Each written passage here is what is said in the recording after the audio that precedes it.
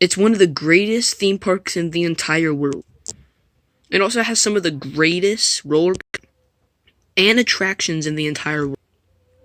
And today, we're going to have some fun ranking every single one of them from the smallest kiddie coaster to Orion.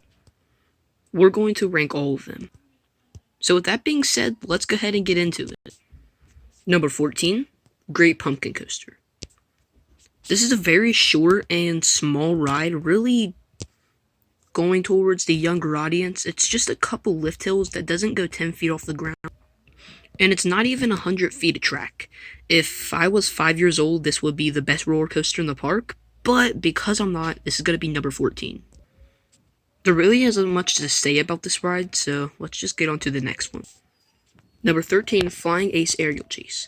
This is an inverted coaster in Planet Snoopy that, well, just brings you in a couple different turns. And this ride's just horrible, Hornet. Plus, it's not very interesting anyway. You just go through a couple of zigzaggy turns and not really even a drop. So, again, there's not really much to say about this ride. Again, it's more focused towards the younger audience, so if I was younger, this would be put higher, but because I'm not, we're just going to leave it at where it's at right now, which is number 13. Number 12, Woodstock Express. This is in Planet Snoopy, but it's more of a family coaster for really everybody.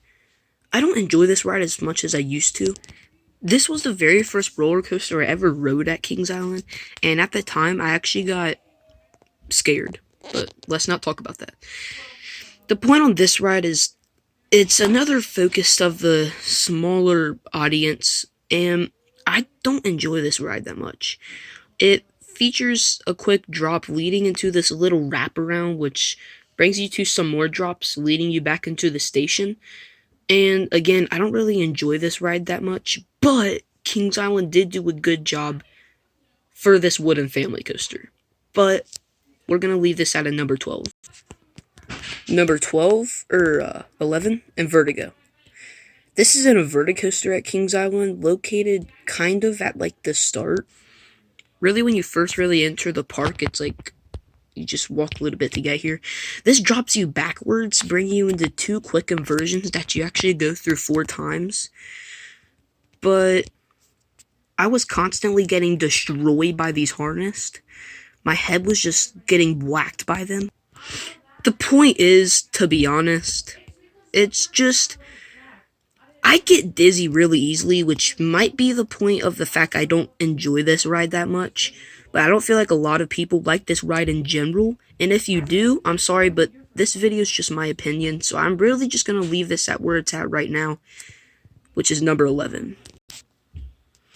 Number 10, Adventure Express. Adventure Express is a mine train roller coaster at Kings Island, located somewhere near the racer. This ride, it's not bad, it's just pretty jerky. It's got a great intro to the ride, leading up into the hill, but it doesn't even really have a drop, and after that intro, it's not even really that good of a ride. And I'm not saying it's horrible again, it's just not that great. And to Adventure Express haters, once again, I'm sorry, this video is just my opinion. But it features multiple tunnels, and one of my favorite parts about this is that tunnel at the very end with the drummer people. I actually really enjoyed that part the first time I rode this. But besides that, I didn't really enjoy this ride as much as I wanted to. So with that being said, I'm going to put this at number 10. Number 9 is going to be Backlot Stunt Coaster. Stunt Coaster is a roller coaster that launches you at 45 miles per hour instantly, bringing you through this thing I like to call a tornado, but it's not really what it's called. Brings you through this drop for a couple turns and through this tunnel, but it brings you out into probably the most valuable part of the ride, which is not even, it's good. You get this helicopter effects with the fire. Then you were bring through this tunnel with a bunch of turns, leading you to the final drop and back to the station. I'm not saying this ride is horrible, because I adore every single roller coaster at this park except the Vertigo. But I just think to be honest, I just don't really go to the park and even ride this ride that much, and that's the reason why I'm putting it where it's at. I do like the effects on the ride, and I like how we're basically sitting in a car, but I'm just gonna put this at number 8 and leave it like that. My bad, it's a number 9. Number 8 is gonna roughly have to be the Bat. It brings you through this pretty good lift hill, dropping you through a short drop. And I actually really like this ride. I really like riding it. I just wish it could be longer because you walk super long distance just for like a 15-second ride. I like the turns and I like everything about this. It's just, again, I wish it could be longer. This ride's located around the Banshee, and again, I just wish it could be longer, and if it was, it would be ranked higher, but because it isn't, I'm just going to leave it at number 8. And please do not hate me for this one, but number 7's going to be the Racer. Do not get me wrong, the Racer is a great ride in general.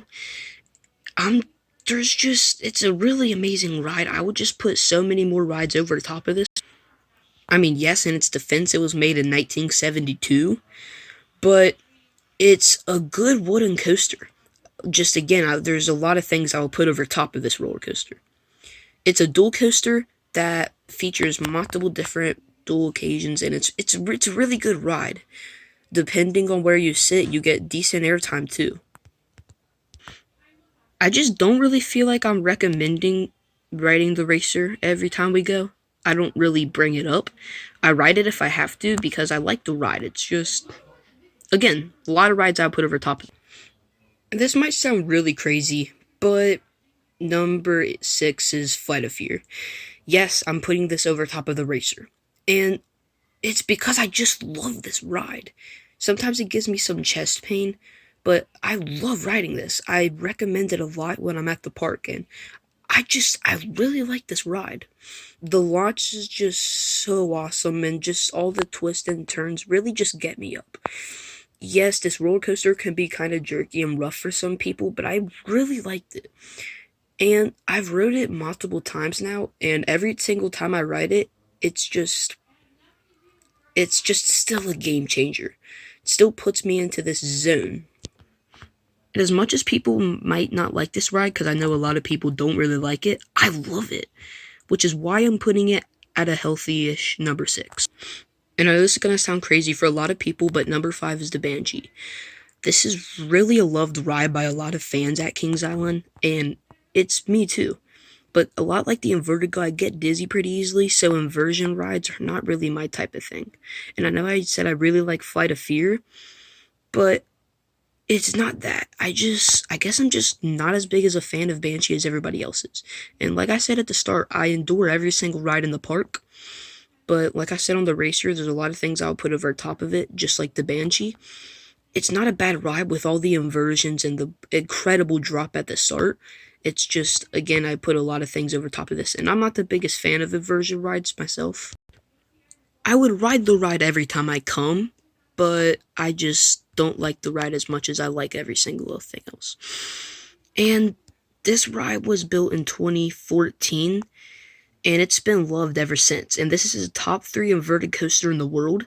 But like I said earlier, I'm not the biggest fan of inverted roller coasters. So that's why I'm putting this at a still strong number 5. Number 4 is the Lovable Beast. This roller coaster was built in 1979, and I am surprised they did this that early in time. This roller coaster is just amazing. There's not really even that many flaws about it. I do feel like because it was built so early, it's gone through a lot and it's got a little more rough over time, but I can't really blame it. It is a wooden coaster, that's kind of their thing, but the forest theme and just everything about this ride is just great. It makes it a 4-minute and 10-second ride, all of these turns and stuff, but to be honest, I think most of that is just the lift hill. But I do really love the second drop on it, which is might be my favorite part of the ride, that second drop. And All the tunnels and stuff are really cool. It makes like a really long feet of darkness just throughout the ride. And this ride's just amazing, which is why I'm putting it at a very, very healthy number 4. Number 3 is my favorite wooden roller coaster in the entire world, Mystic Timbers. I just cannot get over how good this ride is. This ride was built in 2018 and it's just great. The speed and the turns and everything just makes this ride amazing. And I just cannot get over how good this is. I would ride this every single time I go. And to be honest, I probably do. I've rode this so many times now, and it's just still a mind blower every single time I get on it. I can't stop riding it. It's just it's almost flawless, to be honest. This ride is just amazing, and that's why it's being putting in the top 3, and I don't think anybody can really debate about that. Number 2 is the B&M Giga Coaster at Kings Island, Orion. This roller coaster, I could ride it every single time I go and not get sick of it. Especially in the front row seats or the back row seats. The back row seats give you insane amount of airtime. In the front, the wind force is just incredible. This roller coaster is it's just amazing every single day of the week. And especially the height, the first drop on this roller coaster just gives me a kick every single time. And to be honest, at the top of this ride, I saw McDonald's. That just gives you how high this ride is. But this roller coaster is just... I'm surprised it's not number 1 on a lot of other people's lists that I've seen. But this roller coaster just gets me every single time, which is why it's number 1, or number 2. Guys, we've come a long way. But we're finally at number 1, in my opinion, is Diamondback. And I don't think anybody could argue with this. They say if you've rode one hypercoaster, you've rode them all. That's cap.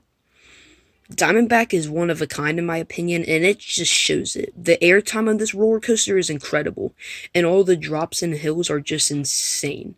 This roller coaster, I could ride it every single day, and it would just be amazing every single time. I love this roller coaster. It's been my favorite ever since I've been on it. I just can't get over this roller coaster, especially the first drop on this thing. And that second drop, like immediately after, it's really a good touch to the roller coaster. I think this roller coaster deserves number 1 spot, and if not, definitely deserves top 3.